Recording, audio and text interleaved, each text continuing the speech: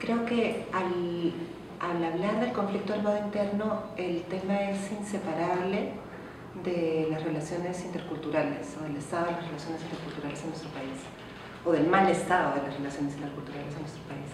El conflicto armado interno es significativo por muchos motivos, pero uno de los más claros es que dio cuenta claramente de cómo se habían establecido y cómo se siguen estableciendo las relaciones entre grupos étnicos en nuestro país, ¿no? No es ni remotamente casual que el mayor número de víctimas de este conflicto sean de cierto grupo étnico particular, de cierto grupo lingüístico particular. Hablar de víctimas del conflicto armado interno es hablar principalmente de campesinos, pobres, quechohablantes. Es decir, estamos hablando de los eternamente excluidos de nuestro país, de aquellos que han sido excluidos desde digamos, siempre llegamos a la colonia como hito, pero desde la fundación del Perú como Perú, ¿no? Eso no es casual, es una muestra clara de cómo existen patrones de exclusión en nuestro país abismales que se siguen manteniendo, ¿no? Es como, siempre pienso en lo que se dijo a la presentación del informe de la CBR, no es vergonzoso que sea ese tan claro y tan delimitable el tipo de víctima en nuestro país, ¿no? Creo que es un reflejo además de que 10 años después sigamos no teniendo una política de memoria clara desde el Estado y no teniendo tampoco como consecuencia una política clara de memoria en la escuela. Es un reflejo también de quiénes fueron las víctimas.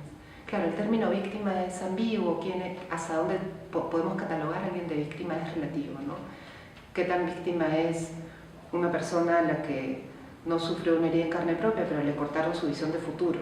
Hay un nivel de ser víctima que es relativo y es ambiguo, pero si lo queremos ver como muertos y heridos, así burdamente, es muy claro un patrón étnico asociado a ese conflicto, ¿no? Creo que muchos de los que trabajamos en el tema de educación estamos animados también por esa preocupación, ¿no? ¿Cómo no aprender de eso como país? O sea, no incorporarlo en la educación es seguir no aprendiendo de eso como país y por lo tanto perpetuando de alguna manera la exclusión. 10 años suenan a poco tiempo, si lo pensamos en términos de procesos históricos más largos, pero 10 años sin una incorporación del tema en la currícula es preocupante, ¿no? Entonces, creemos que es muy importante como algo a incorporar en la currícula justamente porque nos permite aprender de quiénes somos como peruanos y de cómo seguimos perpetuando estas situaciones de exclusión, ¿no? El informe de la CBR fue claro en destacar que ese tipo de patrones de relación debían ser atendidos en la escuela, ¿no? En esa escuela que continúa siendo autoritaria, continúa siendo docente centrada, continúa no atendiendo a la diversidad, no sabiendo cómo atender a la diversidad, ¿no? Y reproduciendo lo que ella misma sabe hacer, ¿no? Que es formar para la ciudad, formar para hombres cada vez con una mayor incorporación del tema de género, pero para un género, un estrato, un grupo cultural definido, ¿no? Entonces, el trabajar el tema del conflicto armado es trabajar el tema de la relación entre culturas, ¿no? De cómo ciertas culturas perpetúan relaciones y continúan excluyendo a ciertos grupos, ¿no? ¿Tú dirías que en el curso del tiempo y de las formas en que el Estado ha ido interviniendo en los últimos gobiernos, esto ha variado, ha variado la política de los gobiernos en relación al conflicto interno, la manera de manejarlo, la manera de manejar la memoria, la manera de manejar estos problemas justamente que tienen que ver con las culturas y su presencia en el espacio educativo y de la manera como desde el espacio educativo se busca solucionar eso? Si hablamos de políticas de educación intercultural, han habido grandes momentos, ¿no? Grandes cambios. No somos un país demasiado atrasado, si se quiere, a nivel curricular en programas de educación intercultural. Somos de los primeros que lo ha puesto en agenda, que ha planteado primero la política de educación bilingüe intercultural, luego intercultural bilingüe, luego intercultural. Han habido cambios y ha habido gobiernos con intencionalidad clara respecto al tema. De hecho, un avance es la identificación de las competencias interculturales, ¿no? El tratar de aterrizar este tema en algo más aprensible para los docentes, más cercano a la manera como ellos pueden trabajar con eso. Ha habido grandes intentos de entrar, digamos, se han probado cosas distintas, ¿no? Desde diversificar el currículo y darle un espacio al docente para actuar a partir de lo que encuentra en su localidad. Eso es un avance importante. Ahora, no ha habido tampoco una capacitación o una formación docente que permita ir más allá de entender esa visión de la cultura como folclore, como los elementos más externos de la dimensión cultural y no como las prácticas, ¿no? Entonces termina haciéndose la típica semana cultural de los platos típicos y las comidas típicas y una celebración que es importante y es valiosa, pero con prácticas que continúan estando centradas en determinadas formas y en desmedro de otras, ¿no? Este es un tema sumamente complejo, es un tema que supone cuestionar la base de cómo me relaciono yo con el otro. Los docentes no necesariamente reflejan o son formados en las mismas comunidades en las que terminan yendo a enseñar. Y hay también relaciones de distancia importantes, ¿no? Eso sin entrar en la secundaria, digamos. La primaria puede ser más manejable en el sentido de que los docentes pueden ser de la misma zona, tener referentes más claros y saber cómo diversificar el currículo, por ejemplo, ¿no? Cuando hablamos de la secundaria, hablamos de la secundaria urbana, ¿no?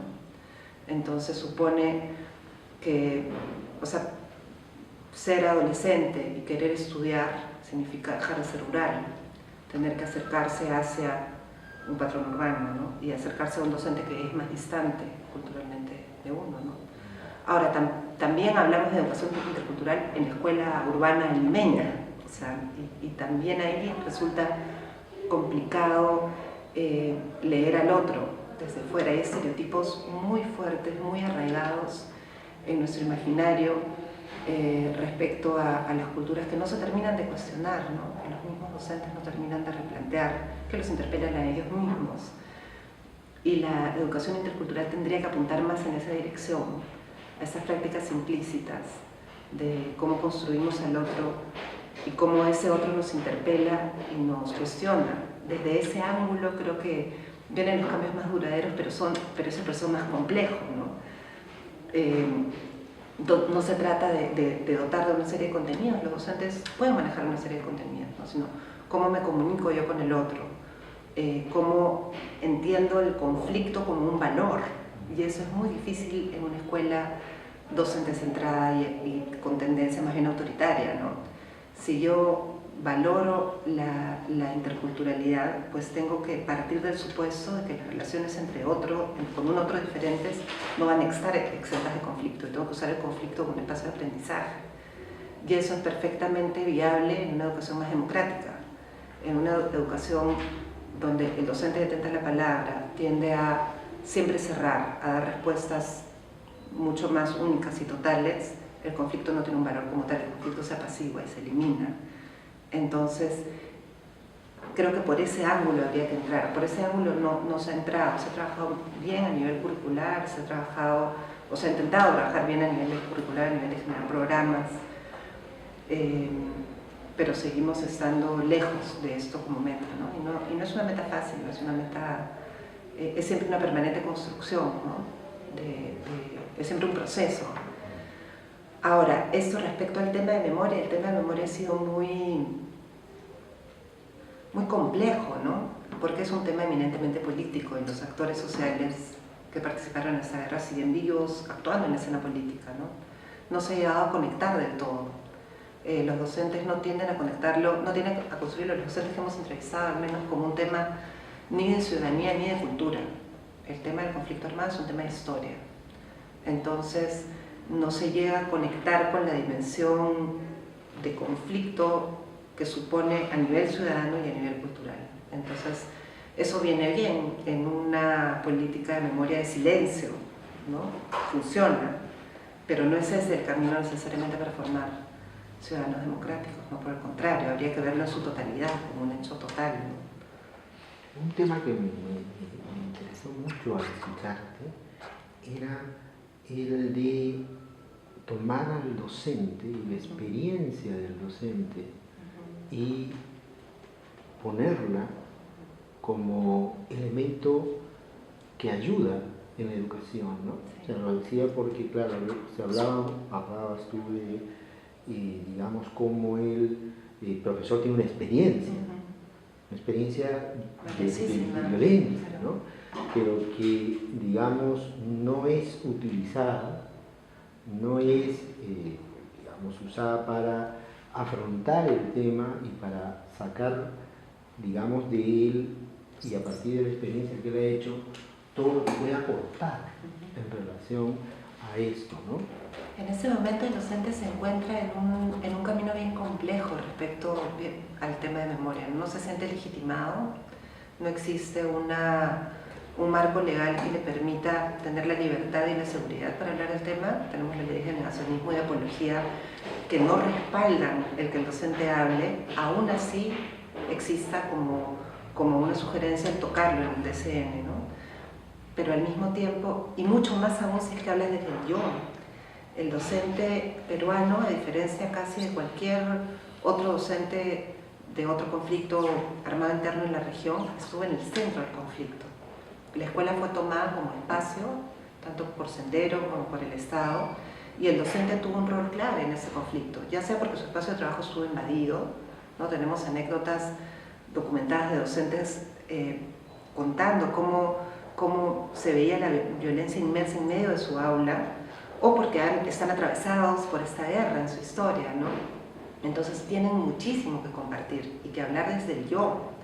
Y esa transmisión de memoria es invaluable, ¿no? Ellos podrían, este discurso desde el yo es el que permite justamente construir al otro, en el caso del alumno, como un sujeto con el cual empatizar, pero en un contexto en el que no hay ni legitimidad ni garantías para hablar del tema, el docente no tiene por qué ir como kamikaze a contar sus experiencias sin saber qué consecuencias van a haber, ¿no?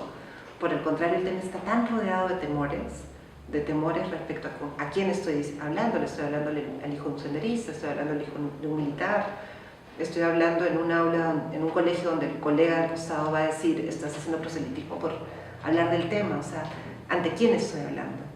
¿No? Entonces, creo que es valiosísima esta experiencia y que es un recurso fundamental, en tanto el docente no se siente invadido, en tanto quiera hacerlo, en tanto no sea mandatorio hacerlo, sería un recurso fundamental. Muchos docentes lo hacen fuera del aula, ¿no? Comparten experiencias con los estudiantes en el recreo, responden preguntas, digamos, comparten en tanto pueden, y muchos creen que no deben hacerlo. Tampoco somos muy buenos hablando desde el yo en una escuela que es básicamente autoritaria, ¿no? Se habla más bien desde fuera, con distancia, ¿no? ¿Y no te parece que así como en el caso de la violencia, ¿no?, se puede aprovechar la propia experiencia, ¿no?, de vida del docente? ¿No pasa también lo mismo con la interculturalidad? Por supuesto. Que hay una experiencia no considerada del docente, ¿no?, en términos de vivencia de esa interculturalidad, sea de manera efectiva o positivamente, que podría también ser utilizada como un recurso, ¿no?, en el terreno educativo para hacer posible, ¿no?, una educación efectivamente intercultural. Por supuesto, el docente no es cualquier sujeto en una comunidad, ¿no? El docente es alguien que ha conseguido algo importante, es un profesional, es alguien que se ha pasado por la universidad, ha tenido que pasar por experiencias distintas a su propia realidad cultural, es alguien que ha estudiado, es alguien que de alguna manera es un éxito, ¿no? Y que tiene en su experiencia de vida al menos un contraste, ¿no? Incluso pensemos en un docente de sector popular que en una universidad pública. Ese contraste ya implica el pasar por más de una realidad cultural, ¿no? Y en ese sentido, digamos, el acceso a la cultura académica, la diferencia con las propias tradiciones familiares, o sea, no tendría por qué no poder dar cuenta de esto. El que el docente se ve en la situación de considerar que eso no es valioso para sus estudiantes y más bien, digamos, esconda esa dimensión de sí mismo, es un reflejo de cómo están las relaciones en nuestro país, ¿no? De la jerarquía que hay entre entre culturas, de la discriminación persistente, ¿no? Justamente esa experiencia tendría un enorme valor, tendría que ser de un enorme valor, ¿no? Pero supone docentes que a su vez valoricen su propia experiencia, ¿no? Valoricen no solo su origen, sino todos los pasos que han dado para ser quienes son, pudiendo incorporar todas las dimensiones de su propia historia, ¿no? Entonces, si pensamos en una formación intercultural para docentes, debiera ir mucho más ligada a ese proceso de construcción de su propio camino y de sus propias influencias, que es la parte más compleja, ¿no? Las teorías son importantes, no es que no lo sean, tienen una enorme importancia, la resolución de conflictos, como dijimos antes, ¿no? Competencias interculturales que ejercer en la práctica, pero también el cómo termina uno relacionándose con un otro y sumando y construyendo a partir de la propia experiencia. Eso es algo que se transmite con experiencia de vida, ¿no? y que los docentes están en un lugar privilegiado para hacerlo, ¿no? Y por último, tú, digamos, ves a futuro, ¿no? O sea, ves qué pasos son los que podríamos ir dando en dirección a, digamos, lograr una educación intercultural, una educación que incorpore la memoria. ¿Qué pasos son los que tú crees que deberían más o menos irse dando, ¿no? Desde lo ya dado, para poder tener éxito en una propuesta de educación intercultural? Yo creo, no quiero ser ingenua, pero creo que estamos en un buen momento, por lo menos a nivel de voluntades. No sé muy bien cuánto dure ese buen momento político, pero hay una voluntad, al menos desde el Ministerio de Educación, de incorporar el tema de memoria en la escuela. Y una voluntad ya persistente a lo largo de varios gobiernos por la educación intercultural. No muy clara respecto a su aterrizaje, pero a nivel de voluntad existe. No es en el imaginario colectivo, no es una demanda de la sociedad civil, ninguna de las dos cosas, pero al menos entre los que ejecutan política está como ideario, digamos. Yo creo que es fundamental trabajar con el docente de otra manera. Creo que se ha planteado la relación, ambos temas muy a nivel curricular, lo cual es importante, ¿no? Diseñar un currículo que sea flexible, que permita la incorporación del tema, meter el tema en el currículo, digamos, es importante. Pero creo que la formación docente tiene que ir por otro lado, tiene que ir mucho más desde qué es lo que el docente trae, un poco lo que decíamos el otro día, dejar de instrumentalizar al docente, ¿no? Entenderlo como un profesional competente, con su propia historia, con sus propias vivencias, que puede hablar desde su propia experiencia también y validar esa experiencia, ¿no? Legitimarla y darle un espacio para a partir de ahí construir. Todo lo demás se puede sumar a eso, pero esa expresión de la propia memoria, de la propia historia, se tiene que construir desde ellos. No estamos hablando de formar al docente en física cuántica, digamos. Estamos hablando, sin desmerecer la física cuántica, pero estamos hablando de algo que tiene que ver con ellos, ¿no? Que los interpela directamente. Entonces, no se puede trabajar solo a nivel curricular y externo, o se puede, digamos, tomar de lo que ellos traen, ¿no? Y creo que ese giro sería importante, pensar la formación docente en esa dirección sería importante, porque es en última instancia un tema de formación en valores, ambos temas, ¿no? Es un tema que tiene que ver con ser ciudadanos y establecer relaciones con el otro, leer la historia de esa manera, ¿no? Leer la propia identidad de esa manera. Entonces, eso se da mucho más cuando se parte de sentirme yo como docente legítimo, hábil, validado para hablar desde el yo en esos temas, ¿no? Por ahí yo creo que debería ir la cosa, por replantear la formación, no solo a nivel, digamos, de los institutos, sino la formación de docentes en ejercicio también, ¿no? Gracias. Muchas gracias.